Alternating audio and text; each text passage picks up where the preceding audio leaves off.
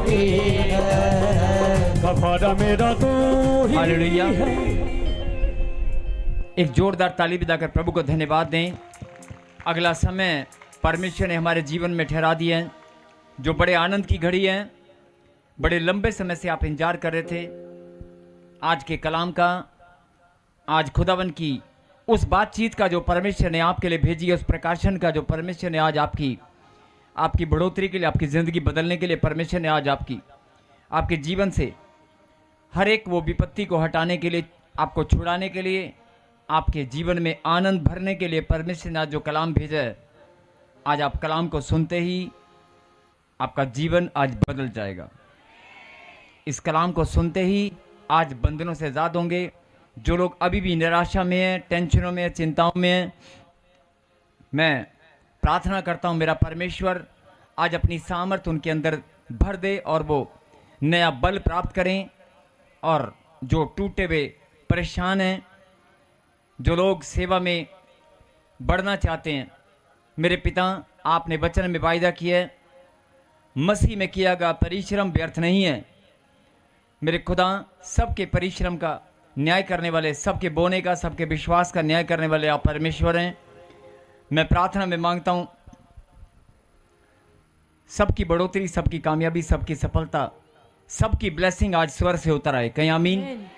Yes, जिनकी आज आशीष उनकी झोली में आ रही है, जिनकी आ रही है, जिनकी आ रही है, वो आमीन के साथ, तालियों के साथ धन्यवाद भी कर रहे हैं।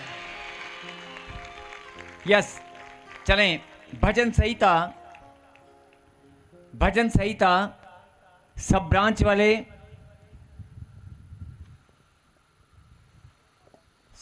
वाले जितने भी हैं, सब लोग वचन के समय,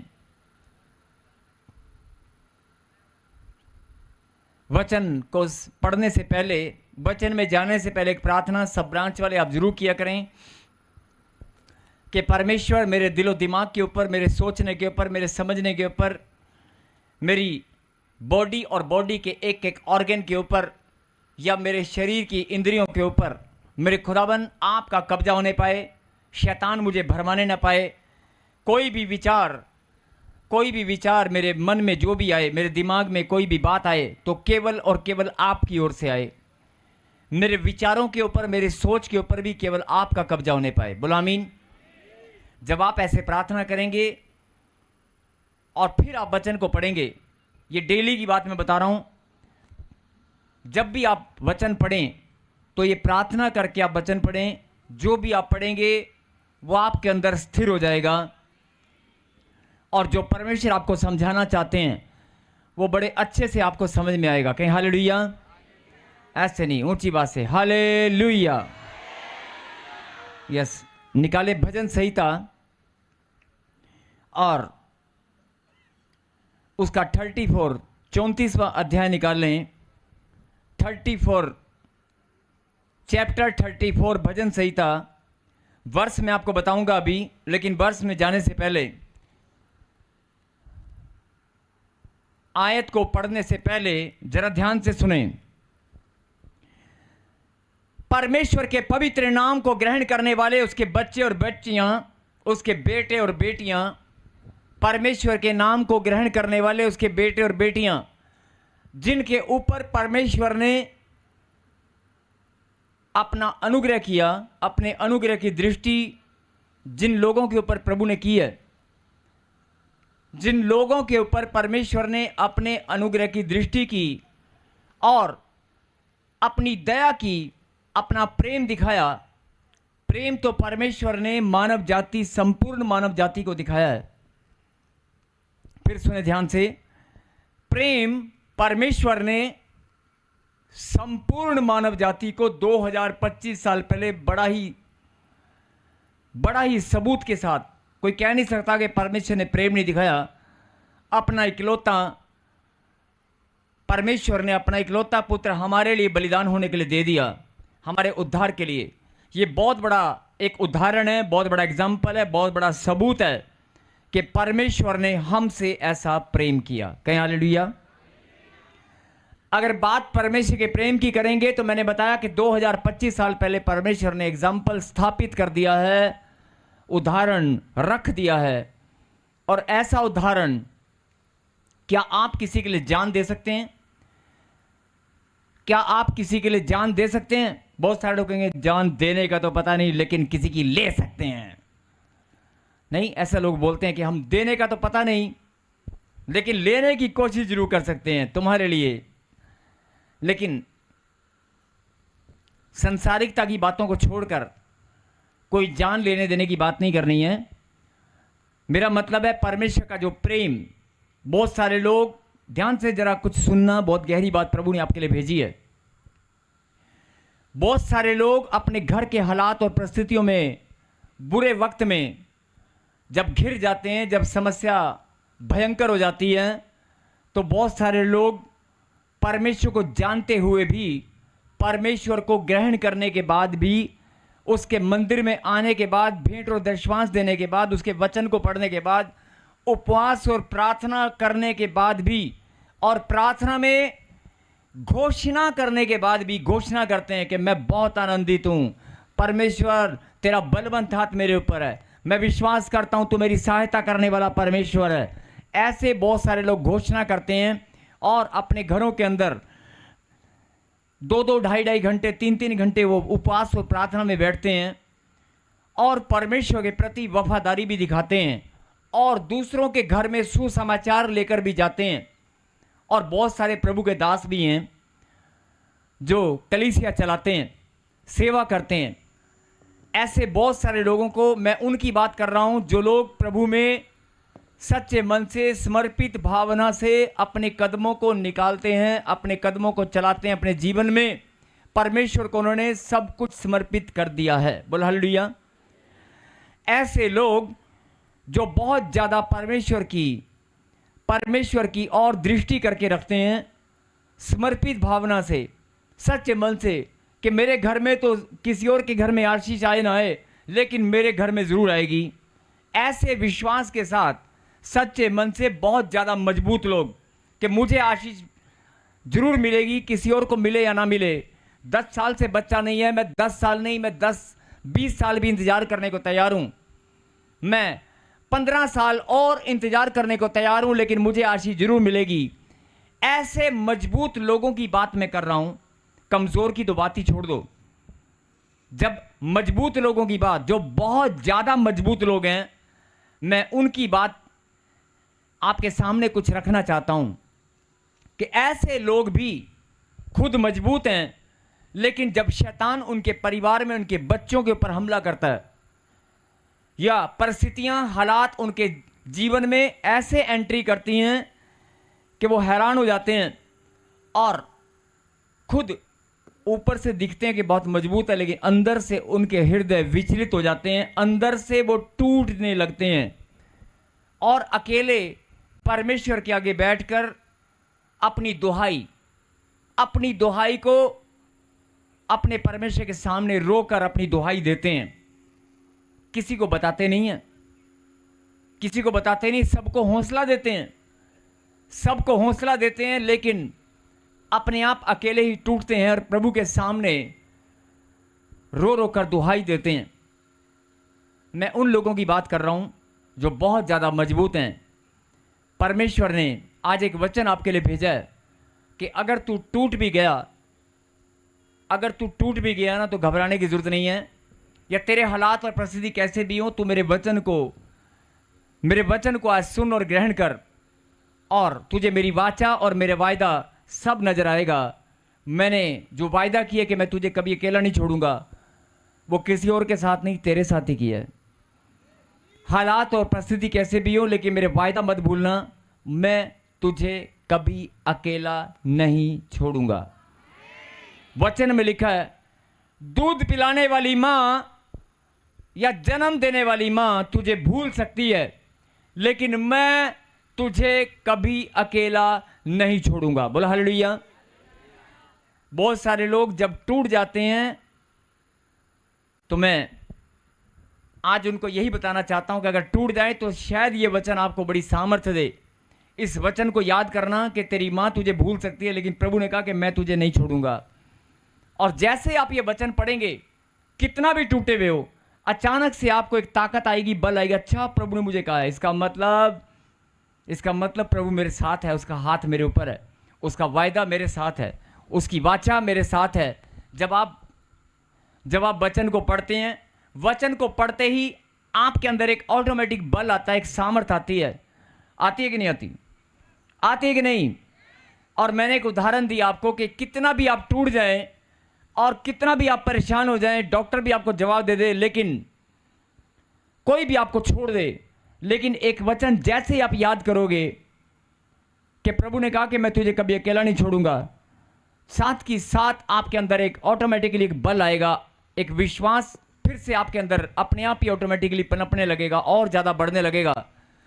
परमेश्वर का अनुग्रह उसी घड़ी आपके ऊपर और ज़्यादा उतरेगा और एकदम से आप बल पाएंगे, बल आपको महसूस होगा। ऐसा कितनों के साथ हो चुका है?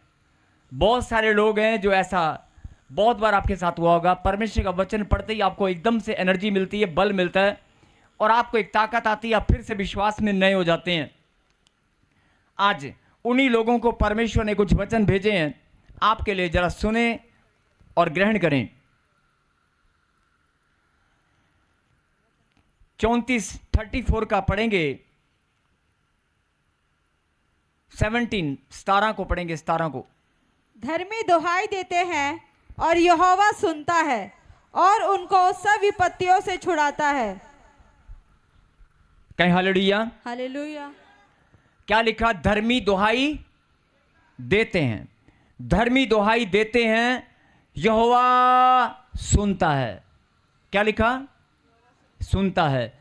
तो आज परमेश्वर आपको ये बताना चाहते हैं कि जो लोग बहुत ज़्यादा विपत्ति में है, बहुत ज़्यादा प्रॉब्लम में है, इस वचन को अंडरलाइन करना और इस वचन को किताब के अंदर, कॉपी के अंदर लिख लेना, या इस वचन को याद करके अपने हृदय में मनन करना।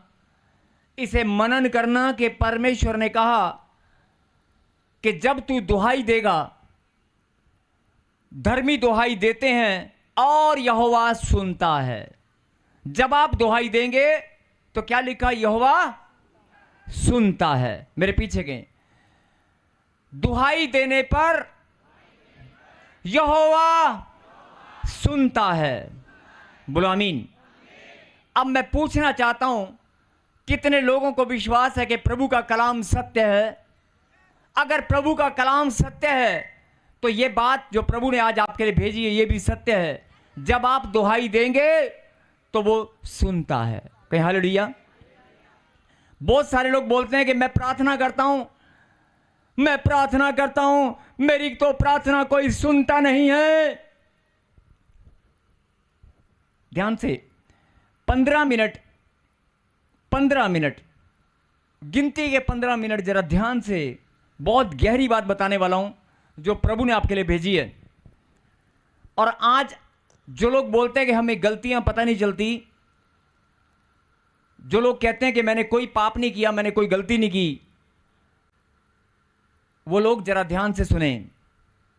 जो लोग कहते हैं कि मुझे नहीं लगता कि मैंने कोई जीवन में पाप किया, मैंने कोई गलती की है, मैं बहुत प्रार्थना योद्धा हूं, लेकिन बाइबल में एक वचन लिखा है, दोष लगाना पाप है। क्या है? दोष लगाना। हाँ जी, दोष लगाना। अगर किसी पर दोष लगाओगे तो ये पाप गिना जाएगा कि नहीं? अगर ये पाप है तो मनुष्य जो बोलते हैं कि मेरा काम नहीं बन रहा, मेरे में कमी क्या है, मेरी प्रार्थना मैं रोज करता हूं, मैं बड़े उपवास करता हूं, मैं बड़ी सेवा करता हूं, मैं धन्यवाद की भेंट भी रोज चढ़ाता हूं, मैं भेंट और दशमांश में ईमानदार हूं, मैं चर्च में सेवा करने भी जाता हूं, मेरा परिवार सेवा करता है, और अनजान लोगों की भी हम मदद करते हैं, भलाई के काम भी हम करते हैं, और सुसमाचार सुनाने में भी मैं बहुत आगे हूं, और मैं हॉस्पिटल में जाकर भी बीमारों को सुसमाचार सुनाया करता हूं। लेकिन फिर भी मेरे बच्चे, मेरे परिवार में मेरे मम्मी डैडी कोई बीमारी या कोई कर्जे में या कोई टेंशन में मेरे घर में क्यों घूम रहे हैं? मेरे हालात सीधे क्यों नहीं होते? या फिर जब मैं प्रार्थना करता हूं, मैं उस जन की बात कर रहा हूं जो प्रार्थना करने वाला, दशमांश देने वाला, प्रार्थना करने वाला, भेंट दशमांश देने वाला, प्रभु की सेवा करने वाला, सुसमाचार सुनाने वाला और विश्वास रखने वाला और मजबूत, बहुत ज्यादा मजबूत व्यक्ति है, मैं उसकी बात कर रहा हूं। लेकिन वो क्या करता है मालूम है? जब वो दुहाई देता है, प्रार्थना करता है, तो आप ही अपनी आत्मा में झांक कर देखना, आप ही के बीच में, आप ही की ब्रांच में वो बंदा हो सकता है अभी बैठा हो सकता है आप ही बीच में बैठे हो, कि जब आप दुहाई देते हैं, प्रार्थना करते हैं, तो एक दिन आपको ऐसा लगता है कि इतने लंबे समय से मैं प्रार्थना कर रहा हूं, लेकिन मेरी प्रार्थना कोई सुनता नहीं है। या फिर आपने किसी को अपने मुंह से कहा होगा, मेरी प्रार्थना अभी सुनी नहीं गई। हो सकता है अपने ही मन से आपने कहा हो सकता है अपने ही मन में उच्चारण किया हो, अपने ही विचारों में आत्म मंथन के द्वारा आपने बोल दिया हो, मेरी तो प्रार्थना अभी सुनी नहीं गई, लगता है मेरे अंदर कोई पाप है या मेरे अंदर कोई कमी है। मैं इतना लंबा समय से, मेरे पास बच्चा नहीं है, 15 साल से मैं प्रार्थना कर रहा हूं।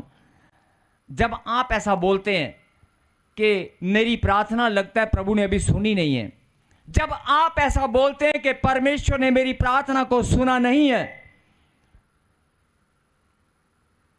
जब आप ऐसा बोलते हैं या सोचते हैं, सोच के द्वारा भी पाप होते हैं, जब आप ऐसा बोलते हैं और सोचते हैं कि परमेश्वर ने मेरी प्रार्थना को लगता है अभी नहीं सुना, तो इसका मतलब क्या है मालूम है? इसका मतलब सीधा सीधा परमेश्वर पर आप दोष लगाते हैं। सीधा सीधा किस पर दोष लगाया?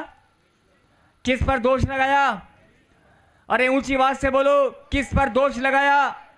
जब आप ऐसा बोलते हैं कि मेरी प्रार्थना अभी सुनी नहीं है, मुझे आशीष मिली नहीं है, मेरा अभी काम नहीं बना, मैं चर्च भी जाता हूं, जब आप बोलते हैं मेरा काम नहीं बना, मेरी सेवा करने के बाद भी मुझे फल नहीं मिला, जब आप ऐसा बोलते हैं कि फल नहीं मिला, काम नहीं बना, आशीष नहीं मिली, मेरी प्रार्थना सुनी नहीं गई, तो इसका क्या मतलब है?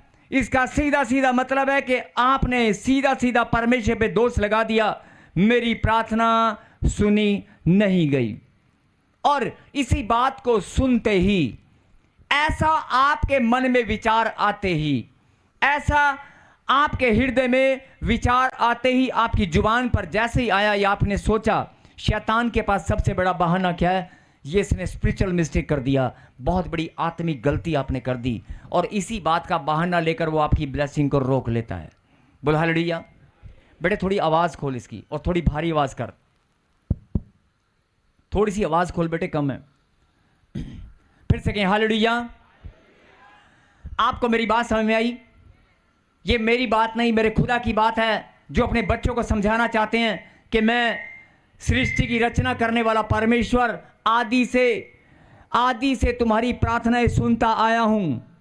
मैं प्रार्थनाओं को सुनने वाला परमेश्वर हूं, मैं तुम्हें आशीष देने वाला परमेश्वर हूं, लेकिन तुम सीधा सीधा दोष भी मुझ पर लगाते हो और बोलते हो मेरा काम नहीं बना, मेरी दुहाई प्रभु के पास पहुंची नहीं है, मेरी प्रार्थना अभी सुनी नहीं गई है। तो मैंने आपको वचन से बता दिया, क्या लिखा यहां पर? धर्मी दुहाई देते हैं, जब धर्मी दुहाई देते हैं और यहोवा सुनता है। फिर से कहें, धर्मी दुहाई देते हैं, यहोवा सुनता है। तो आज के बाद कोई भी बंदा ये बात ना बोले, कोई भी परमेश्वर का बेटा ये ना बोले कि प्रभु सुनता नहीं है, कोई भी ये जन ना बोले कि परमेश्वर सुनता नहीं है। अगर आप ऐसा बोलते हैं तो बहुत बड़ी स्पिरिचुअल मिस्टेक आप कर रहे हैं, बहुत बड़ी आत्मिक गलती आप करते हैं कि प्रभु सुनता नहीं है। ये बोलना बंद करें। और उसने कहा, और उनको सब विपत्तियों से छुड़ाता है। क्या लिखा? सब विपत्तियों से। कौन सी? सब विपत्तियों से छुड़ाता है। बोला हालेलुया। एक और वचन पढ़ें जल्दी से, इसका 15 पढ़ेंगे। 15, यहोवा की आंखें धर्मियों पर लगी रहती है और उसके कान भी उनकी दुहाई की ओर लगे रहते हैं। बोला हालेलुया। हालेलुया। क्या लिखा? अभी थोड़ी देर पहले आप बोल रहे थे कि यहोवा सुनता नहीं है, परमेश्वर सुनता नहीं है, मैंने नहीं, मेरे खुदा ने आपको वचन से बता दिया, अरे तुम्हारी दुहाई यहोवा सुनता है। और सुनता नहीं है, खाली सुनता नहीं है। कई लोग सोच रहे होंगे जब मैं दुहाई दूंगी तभी सुना जाएगा, जब मैं रोऊंगी, जैसे बच्चा जब दूध मांगेगा तभी तो माँ देगी, जब बच्चे को भूख लगेगी तभी तो माँ रोटी देगी। अरे यही बात समझने की है कि आप सोचते होंगे शायद जब मैं चिल्लाऊंगा, जब मैं रोऊंगा, जब मैं दुहाई दूंगा तो यहोवा सुनेगा। और बहुत सारे बोलते हैं सुनता नहीं है। नहीं, ध्यान से सुने, वो सुनता तो है ही है। लिखा धर्मी दुहाई देते हैं, जैसे ही दुहाई दोगे वो साथ की साथ सुनेगा, साथ की साथ सुनेगा। बोलो आमीन। और साथ की साथ सुनेगा, हर एक विपत्ति से छुड़ाएगा। बोलो आमीन। हर एक विपत्ति चाहे कैसी भी हो। और क्या लिखा, जो लोग कहते हैं मेरी सुनता नहीं है, प्रभु ने कहा सुनता भी हूं, और ध्यान से तू सुन ले। मैं तो सुनता हूं लेकिन तू भी सुन ले, तू भी सुन ले मेरी बेटी, तू भी सुन ले मेरे बेटे। यहोवा की आंखें धर्मियों पर लगी रहती हैं, यहोवा की आंखें धर्मियों पर लगी रहती हैं, और उसके कान भी उसकी दहाई की ओर लगे रहते हैं। बोलो आमीन। मतलब क्या हुआ, एक व्यक्ति बोलता है कि परमेश्वर मेरी प्रार्थना, मेरी बात सुनता नहीं है। मैंने आपको वचन से बताया कि परमेश्वर आपकी बातें सुनते हैं, आपकी दुहाई को सुना जाता है, वो सुनता है और विपत्ति से छुड़ाता भी है। और दूसरे वचन में क्या लिखा, खाली सुनता नहीं है, उसके कान तो परमानेंट लगे रहते हैं कि तू चिल्लाएगा कब। उसकी आंखें तो तेरी ओर निहारती रहती हैं कि रोएगा कब, ये बोलेगा कब, ये बाइबल उठाएगा कब, ये प्रार्थना करेगा कब, ये दुहाई देगा कब। उसकी आंखें तुम्हें निहारती हैं, तुम्हारी ओर लगी रहती हैं, और उसके कान तुम्हारी ओर लगे रहते हैं। उल्टा बहुत सारे लोग क्या बोल रहे थे, परमेश्वर हमारी प्रार्थना सुनता नहीं है। मैंने बताया सुनता है, दुहाई को सुनता है और विपत्तियों से छुड़ाता है। और दूसरे वचन में क्या बताया, खाली सुनता नहीं है, तुम्हारे बोलने से दूसरे वचन में क्या बताया, खाली सुनता नहीं है, तुम्हारे बोलने से पहले अपने कान लगा के रखता है। बोलेगा कब, प्रार्थना करेगा कब, वो तो पहले से ही लगा के रखता है। बोलो हालेलुया। कितनों को ये बात समझ में आ गई है? आ गई है? पक्की बात है, पक्की बात है। अगला वचन एक और सुने, 19 को पढ़े बेटे, 19 को। जो लोग बोलते हैं कि मैं बहुत बड़ी विपत्ति में हूं, बहुत समस्या में हूं, 19 को। धर्मी पर बहुत सी विपत्तियां पड़ती तो है, परंतु यहोवा उसको उन सब से मुक्त करता है। बोलो हालेलुया। हालेलुया। धर्मी पर विपत्तियां बहुत पड़ती हैं, लेकिन उन सब से क्या करता है, मुक्त कर देता है। क्या कर देता है? मुक्त कर देता है, छुटकारा कर देता है, कैसी भी बड़ी विपत्ति हो। मतलब परमेश्वर आपको क्या समझाना चाहते हैं कि जब अभी तक तो तेरा जीवन प्रार्थना का जीवन था, लेकिन फिर भी तू आत्मिक गलती कर रहा था, और आत्मिक गलती करते हुए तूने दोष भी मुझ पर लगा दिया, और मुझ पर दोष लगाया, और शैतान ने बहाना बनाकर तेरी आशीष से छीन ली या रोक ली। तो आज से तू इतना मजबूत बन जा कि ये बोलने की जरूरत नहीं है कि परमेश्वर सुनता नहीं है। मैंने अपने वचन में वायदा किया, और वचन को तू पढ़ ले, मैं सुनता हूं। लिखा धर्मी दुहाई देते हैं, दुहाई देते ही यहोवा सुनता है, और सुनते ही विपत्तियों से छुड़ाता है। बोल हालेलुया। और उल्टा क्या प्रभु ने बताया, जब तुम दुहाई दोगे, प्रार्थना करोगे, तुम्हारे प्रार्थना करने से पहले, तुम्हारी आराधना प्रार्थना करने से पहले, तुम्हारे दुहाई देने से पहले मेरे कान तेरी प्रार्थना को सुनने के लिए लगे रहते हैं कि तू करेगा कब। मेरी आंखें तुझे निहारती रहती हैं कि तू प्रार्थना में बैठेगा कब। बोल हालेलुया। और अगर तू धर्मी है और मेरी संतान है, और तू धर्मी है, मेरी संतान है, अगर मेरा बेटा और बेटी है, तो फिर सुन ले, धर्मी जन, धर्मी पर बहुत सी विपत्तियां पड़ती तो हैं, क्योंकि धर्मी, परमेश्वर ऐसे लोगों को तैयार करता है जो लोग शैतान का सामना कर सकें। धर्मी पर विपत्तियां पड़ती तो हैं, लेकिन यहां पर एक शब्द, बड़ा सुंदर शब्द लिखा है, और यहोवा उसको उन सब से, क्या लिखा, दोबारा स्क्रीन पे लगाइए जरा। कई लोग सोचते हैं कि विपत्ति आ गई प्रभु मुक्त करेगा। खाली मुक्त की बात नहीं हो रही, जरा गहरी बात को समझना। क्या लिखा, धर्मी पर बहुत सी विपत्तियां पड़ती तो हैं, परंतु यहोवा उसको उन सब से, क्या लिखा, ऊंची आवाज से बोलो, सबसे। खाली कर्जे से नहीं, खाली बीमारी से नहीं, खाली परेशानी से, टेंशन से नहीं, शुगर से नहीं। कई लोग बोलते हैं शुगर तो चली गई, शुगर चली गई, सर्वाइकल होर हो गया। और सर्वाइकल गर्दन तो ठीक होगी, पर लत्त ने होर फड़ लिया। वो लत्त गोड्डा तो ठीक हो गया, हुण मैनू लगता खून च इन्फेक्शन होगी। वो खून की इन्फेक्शन ठीक हो गई, लेकिन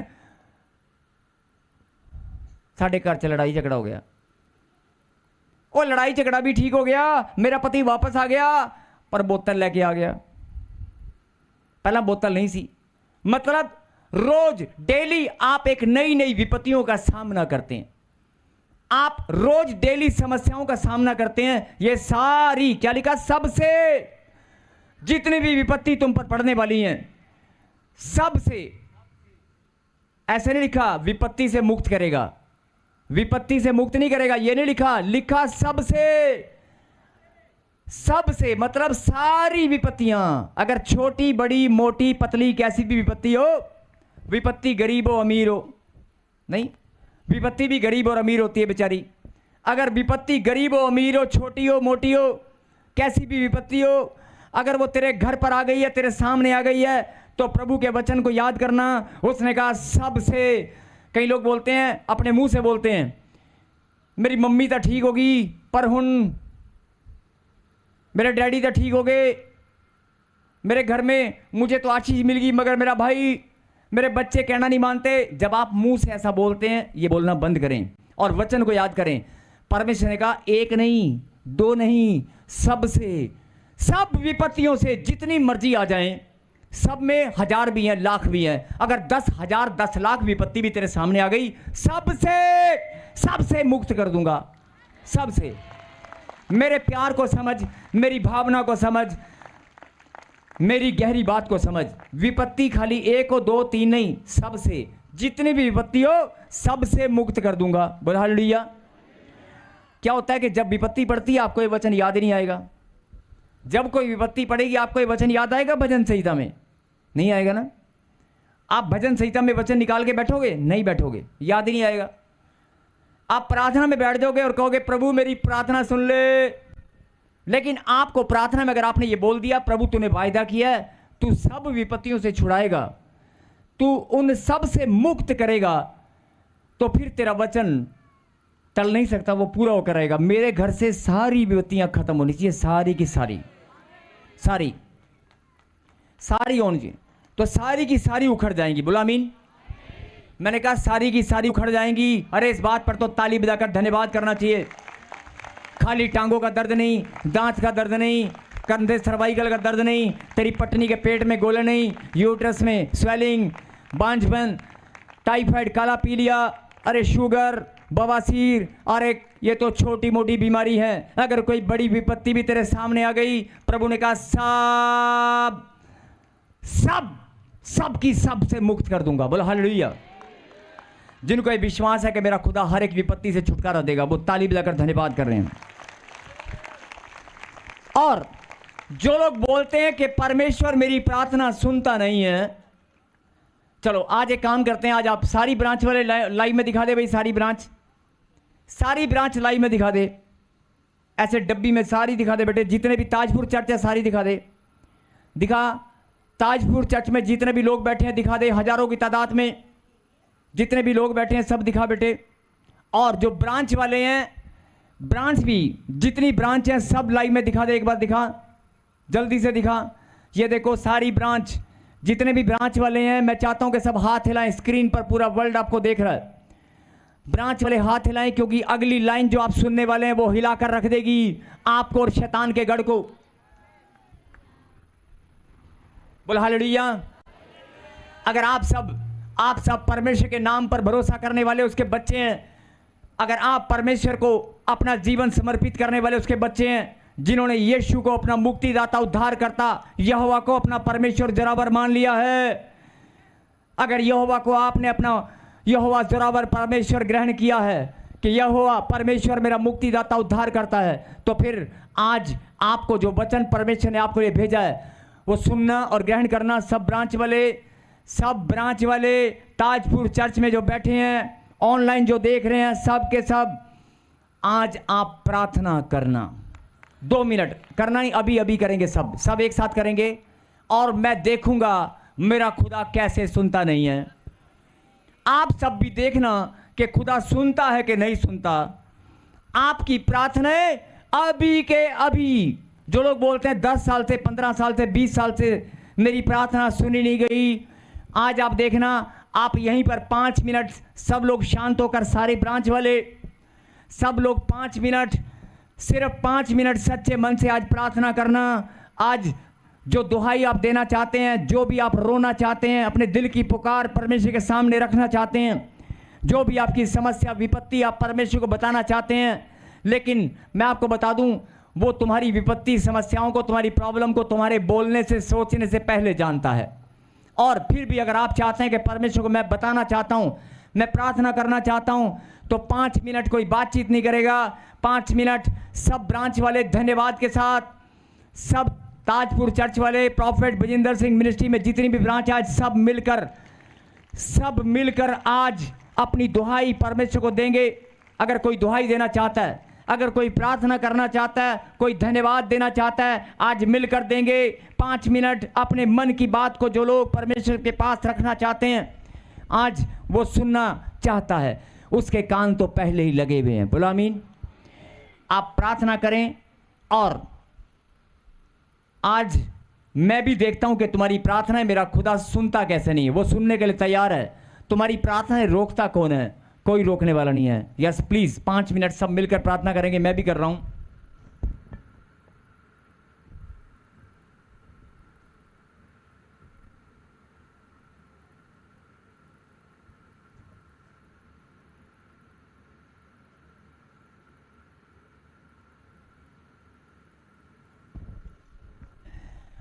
उस यहोवा सुनता है। आमीन।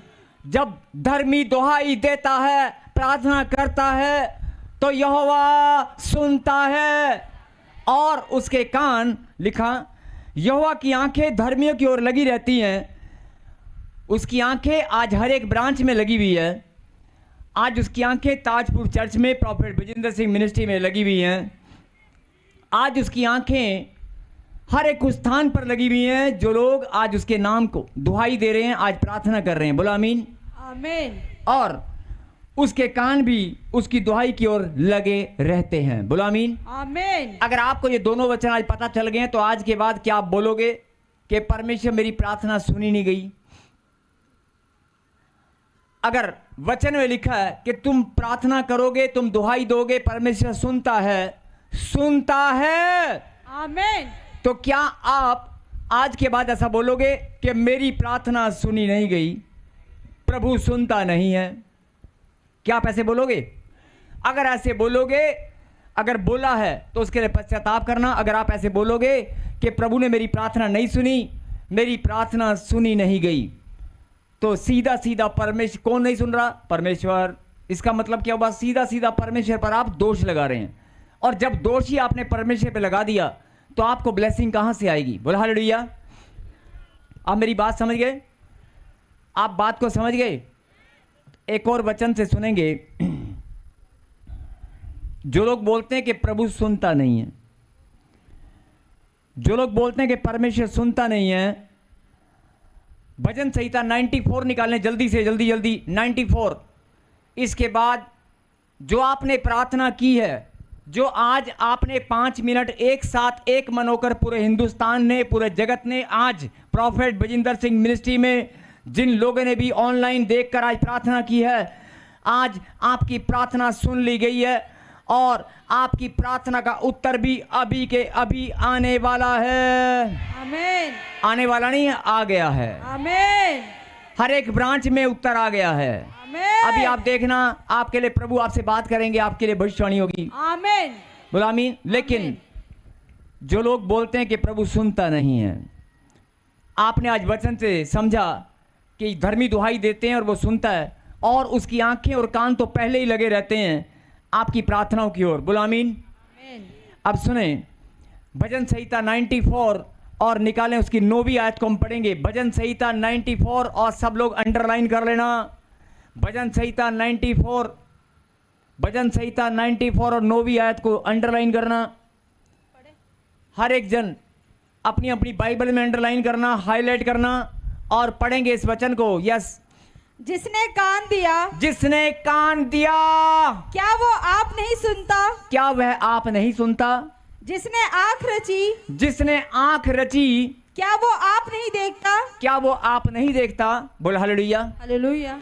मतलब जो लोग बोलते हैं कि परमेश्वर मेरी ओर देखता नहीं है, या परमेश्वर ने अभी अपनी दृष्टि मेरी ओर नहीं की है, या बहुत सारे लोग प्रार्थना में बोलते हैं कि प्रभु मेरी प्रार्थना तूने सुनी नहीं, या मेरी प्रार्थना तूने अनसुनी की है और तू सुनता नहीं है। तो यहां पर परमेश्वर के वचन में लिखा है, तुम्हारे कान मैंने बनाए हैं, तुम्हारी आंखों की रचना मैंने की है। जितने चश्मा लगाने वाले भाई और बहन हैं, जितने चश्मा लगाने वाले भाई और बहन हैं, सुन ले, तुम्हारी आंखों की रचना मैंने की है, इसके ऊपर चश्मा तूने लगाया है। बोला हालेलुया। मैं आज भी वही परमेश्वर हूं। और आपको याद होगा कि आज भी परमेश्वर जब प्रार्थना करते हैं तो कम से कम 150, 200 गवाहियां एक ही मीटिंग में, 200, 250 चश्मे लोग तोड़कर कैसे आगे आते हैं गवाही देने के लिए। आज भी प्रभु की सामर्थ, प्रभु कहता है कि आज भी मैं तुम्हारे चश्मों को तोड़ सकता हूं, आज भी मैं तुम्हारे बंधनों को खोल सकता हूं, आज भी तुम्हारी आंखों की रोशनी बढ़ सकती है। लेकिन अपनी शंका, अपनी नेगेटिविटी को दूर करें और अपने मन में इस बात को समझ जाएं कि तुम्हारी आंखों की रचना करने वाला परमेश्वर क्या अपनी खुद देख नहीं सकता? तुम्हारे कानों को बनाने वाला परमेश्वर जिसने तुम्हारे कान लगाए, क्या वो सुन नहीं सकता? और वचन में भी प्रभु ने वायदा किया है कि जब तुम दुहाई दोगे मैं सुनता हूं, और तेरे कान अगर मैंने लगाए हैं तो भाई मेरे भी होंगे, और अगर मैंने तेरी आंखों की रचना की है तो मेरी भी आंखें होंगी, तभी तो मैंने तेरी आंख बनाई है। और प्रार्थना में बोलते हैं कि प्रभु देखता नहीं है, प्रभु सुनता नहीं है, और ये मनुष्य की सबसे बड़ी आत्मिक गलती है। और आज प्रभु ने मुझे बताया कि बहुत सारे लोग, जब वचन शुरू किया था, ध्यान से सुनना, बहुत सारे लोग प्रार्थना में जो मजबूत हैं, जो प्रार्थना में योद्धा हैं, जो बहुत सारे विश्वासी हैं, लंबे लंबे समय से उपवास प्रार्थना में, विश्वास में, चर्च में आने जाने में, आज्ञा पालन में जो बहुत मजबूत हैं, उनके घर में जब विपत्ति आती है या उनके घर में जब आशीष नहीं आती तो वो टूट जाते हैं। वो क्यों टूट जाते हैं? क्योंकि वो खुद अपने मुंह से हो सकता है ये अंगीकार करते हो सकता है वो इस आत्मिक गलती का शिकार हों। इसलिए परमेश्वर, आत्मिक गलतियां बहुत तरह से होती हैं, बहुत तरीके से होती हैं, और इंसान इतना कमज़ोर है कि पता भी नहीं चलता। लेकिन जब जब परमेश्वर आपको प्रकाशन दे, आप समझ जाना, जो लोग परमेश्वर से मांगना चाहते हैं कि प्रभु मेरी आत्मिक गलतियां मैं सीखना चाहता हूं, मैं बताना चाहता हूं कि मेरी आत्मिक गलतियां मैं फिर से नहीं करूंगा, आप ऐसे बोलना, प्रभु आपको सिखाएंगे, आपको बताएंगे कि तेरी आत्मिक गलती क्या है। बोला आमीन। संसारिक गलतियां नजर आ जाती हैं, पाप नजर आ जाते हैं, लेकिन आत्मिक गलतियां नजर नहीं आती, वो होती रहती हैं, और शैतान उनका बहाना लेकर आपकी ब्लेसिंग को रोक कर रखता है। आज अगर आपने अपनी आत्मिक गलती को सीख लिया, पता चल गया, तो वो गलती आप दोबारा नहीं करेंगे। आज आप फिर से वाचा बांधे, बोले हे परमेश्वर, मैं आज से आप पर दोष नहीं लगाऊंगा, मैं विश्वास करता हूं, मैं विश्वास करते हो जब धर्मी दुहाई देता है यहोवा सुनता है। आज मेरी प्रार्थना भी सुन ली गई है, कहें आमीन। पवित्र परमेश्वर, प्यारे खुदा, जिन तेरे बच्चों ने प्रभु जी आज तेरे वचन पर ईमान रखा है, जिन्होंने अपनी आत्मिक गलती को पहचान लिया है, जिन्होंने पिता परमेश्वर तेरे कलाम पर भरोसा किया है, जिन्होंने आज शिक्षा को ग्रहण किया है, जिन्होंने आज पश्चाताप किया कि प्रभु मैंने जाने अनजाने में बहुत बार प्रभु तुझ पर दोष लगाया है, मेरे खुदा उन बच्चों को माफ कर, माफ कर पिता परमेश्वर। बहुत सारे लोग तेरे नाम को नहीं जानते, बहुत लोगों का हृदय कठोर है, तेरे सुसमाचार पर विश्वास नहीं करते। आज भी बहुत सारे लोग उंगलियां उठाते हैं, आज भी बहुत सारे लोग विरोध में हैं, आज भी बहुत सारे बच्चे अपने माता पिता से बहस करते हैं कि तू चर्च में लेने क्या जाती है। बहुत सारे लोग अभी भी अज्ञानता में हैं। मेरे खुदा, आज ये लोग जो प्रभु जी तेरे नाम की महिमा करने वाले तेरे बच्चे हैं, ये लोग आज अपनी गलतियों का पश्चाताप करने वाले मेरे पिता तेरे सामने तेरी हुजूरी में जो बैठे हैं, जिन्होंने आज इस बात पर ईमान रखा, जिन्होंने आज इस बात पर पश्चाताप किया कि जाने अनजाने में मैंने बहुत बार परमेश्वर पर दोष लगाया है, जाने अनजाने में मैंने बहुत बार सोच में मन के टूटने से, बहुत कारण से मैंने बार बार मन में सोचा है कि मेरी प्रार्थना सुनी नहीं गई है, मेरी प्रार्थना प्रभु सुनता नहीं है। मैंने बहुत बार ऐसे सोचा है। मेरे खुदा, अगर सोच के द्वारा भी इनसे पाप हुआ है तो प्रभु जी आज अपने बच्चों को माफ़ करने वाले आप हैं। मेरे खुदा, दया करने वाले बाप हैं। इस आत्मिक गलती को प्रभु जी आप माफ़ करें और शैतान की सारी युक्तियां फ्लॉप हो जाएं। और आज जो भी प्रार्थनाएं इन्होंने आज आपके चरणों में रखी हैं, हर एक का उत्तर स्वर्ग से आए, अभी के अभी। 10 साल, 15 साल, 20 साल, 25 साल, कोई कितने सालों से भी परेशान है, अगर आपने अपनी गलती को सुधार लिया है, आपने अपना मन फिरा लिया है, तो आज आपकी ब्लेसिंग का दिन है। आज यहीं बैठे बैठे आप आशीष पाएंगे। आज 14 साल, 15 साल, 20 साल, कितने भी हो, अभी के अभी मेरा खुदा अपना दिल खोल कर आपको आशीष देने वाला है। आज आपकी चंगाई का दिन है, आज आपकी बढ़ोतरी का दिन है, आज आपके बिजनेस, कारोबार, रोजगार की बढ़ोतरी का दिन है। बोलो आमीन। आज खुदाबंद की महिमा का दिन है। बोलो आमीन। फिर से कहें, परमेश्वर, मैं सुसमाचार सुनाया करूंगा, सुसमाचार सुनाने में मैं शर्म नहीं करूंगा, बोलो आमीन। आमीन। जिन्होंने आज ये फैसला किया कि वो सुसमाचार सुनाया करेंगे, वो नाचते हुए, कूदते हुए, ढोल के साथ, बिना ढोल के नहीं आएंगे, हालेलुया। वो ढोल नगाड़ों के साथ प्रभु की महिमा करने आएंगे। बोलो आमीन।